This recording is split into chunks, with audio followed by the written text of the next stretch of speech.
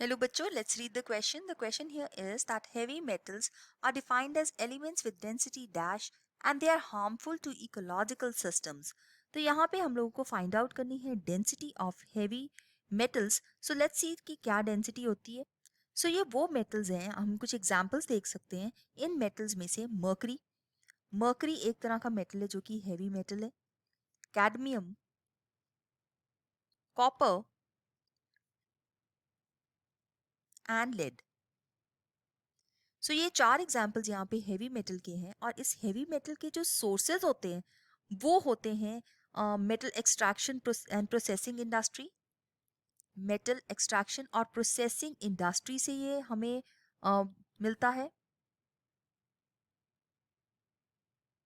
फिर paper manufacturing में, सो जो भी इंडस्ट्रीज एसोसिएटेड हैं पेपर मैन्युफैक्चरिंग के लिए वहां से ये मिल सकता है हमें. पेट्रोलियम के लिए, पेट्रोलियम इंडस्ट्री के साथ. और केमिकल मैन्युफैक्चरिंग में, सो केमिकल मैन्युफैक्चरिंग इंडस्ट्री. तो ये सारे हमारे पास है जो सोर्सेज हैं मैन्युफैक्चरिंग के. सो यहाँ पे हमारे पास ये जो केमिकल्स हैं ये डिफरेंट डिफरेंट जो हैवी मेटल्स हैं वो हमें इन सोर्सेज से मिल सकते हैं. तो हम यहाँ पे लिख लेते हैं कि ये सोर्सेज हैं इनके. अब इस केस में देखा जाए कि ये मेटल्स वो मेटल्स हैं जो अनलाइक डोमेस्टिक सीवेज ये इंडस्ट्रियल सोर्स है इनका.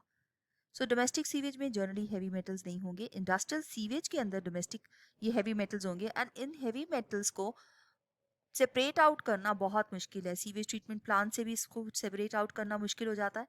अब इस केस में देखेंगे ये मेटल्स हैं, हेवी मेटल्स हैं, तो दैट मीन्स इनकी डेंसिटी है मोर देन 5 ग्राम पर सेंटीमीटर क्यूब होनी चाहिए. सो यहाँ पे हमारा जो डी चॉइस है ये बिल्कुल सही आंसर बन जाता है इस क्वेश्चन के लिए. अब दो एग्जाम्पल्स यहाँ पे हम देखते हैं कि इन्होंने लिखा है कि it is very harmful to the ecological systems. हम लोग बात करेंगे इनका हार्मफुल अफेक्ट जो कि कॉज होता है ह्यूमन बींग्स के ऊपर. जैसे हम एक एग्जांपल देख सकते हैं कि मर्करी एक इस तरह का मेटल है जो कि मिनीमाटा डिजीज कॉज करता है.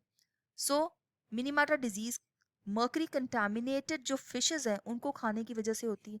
वेराज एक और ऑप्शन हमारे पास दी गई है कैडमियम. कैडमियम से डिजीज होती है इटाई, जो कि एक स्केलेटल डिफॉर्मिटी की डिजीज है और इसको जापान में सबसे पहले फाइंड आउट किया गया था.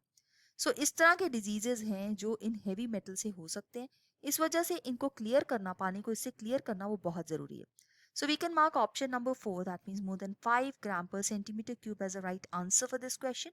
I hope you have understood it. All the best.